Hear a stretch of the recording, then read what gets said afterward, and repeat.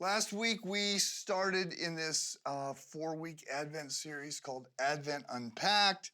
Talked a little bit about what Advent is, talked about some of the ways we are prepared in the Old Testament for the arrival of Jesus, to recognize him, and also looked at the whole idea of what the arrival of Jesus really meant, the idea of the incarnation. This week, I want to talk about how countercultural and disruptive this season of Advent is supposed to be, and how sort of maybe in conflict it is with our current holiday routines.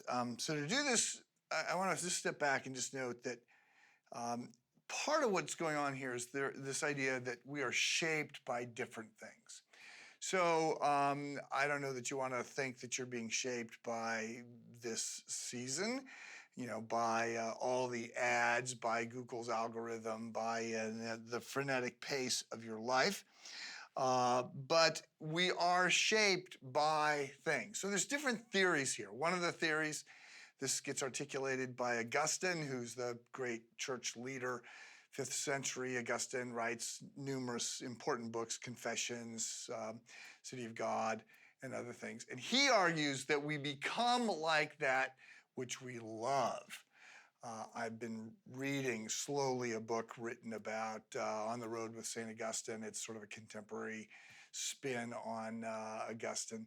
And that's one of the big points. Like, you want to step back and ask yourself, what is it that I love? Because I'm getting shaped by my loves. A second idea that gets developed is that we're shaped by how we spend our time. So we become what we spend our time doing: work or play or worship or Bible study, spiritual habits of serving and other things.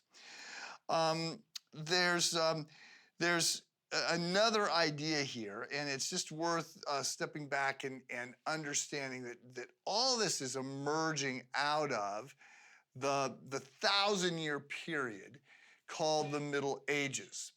And I always note that most people know almost nothing about the Middle Ages except what they saw in Monty Python skits, or maybe perhaps you read Don Quixote. But the Middle Ages is just this zone in which you got the plagues and the Crusades and the Inquisition, and it's dark and bad. And that's just, there were some dark and bad things that happened during the 1,000 years that we're talking about. But there were also some really wonderful and delightful things that happened. And one of the things that emerged out of the Middle Ages, and it started much earlier than that, but was this idea of a calendar that would be scripted. And again, you got to step back and go, there's no radio, there's no podcast, there's no TV, there's virtually very few books because they all have to be handwritten. And there's a lot of mental downtime, right? I mean, you were walking places that you were going, you weren't being entertained constantly, you weren't on your phone. And so this idea came up, like, let's coach people through the readings, through the sermons, through the art, through whatever kind of vestments the clergy are going to be wearing, through all different kinds of ways to walk people through the life of Christ every year. And so this calendar, and from the 17th century on, we've been using the Gregorian calendar, which was an effort to improve upon the Julian calendar. So Gregorian, Pope Gregory, Julian, Julius Caesar. So there were calendars. The Julian calendar just didn't really have the galaxy figured out as carefully as it needed to. And so there were a number of ways that the Julian calendar was off. And so you end up with this improvement. We've got the Gregorian calendar. And part of this then, you then will overlay this church calendar, which again starts this year. I think it starts on November 30th, which is the Sunday, 4 Sundays before December 25th, because you want to get all of Advent in, this period of waiting before you begin with Christmas, which begins on Christmas Day, which we don't believe that Jesus was born on December 25th.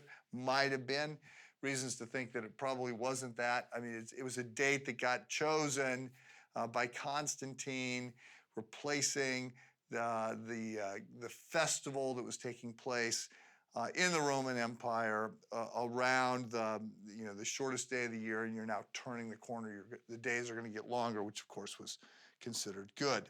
So what you have in the calendar, this medieval effort to advance a way to guide our thinking, is to help us be focused on Jesus, so that we're anticipating him and we're focusing on him.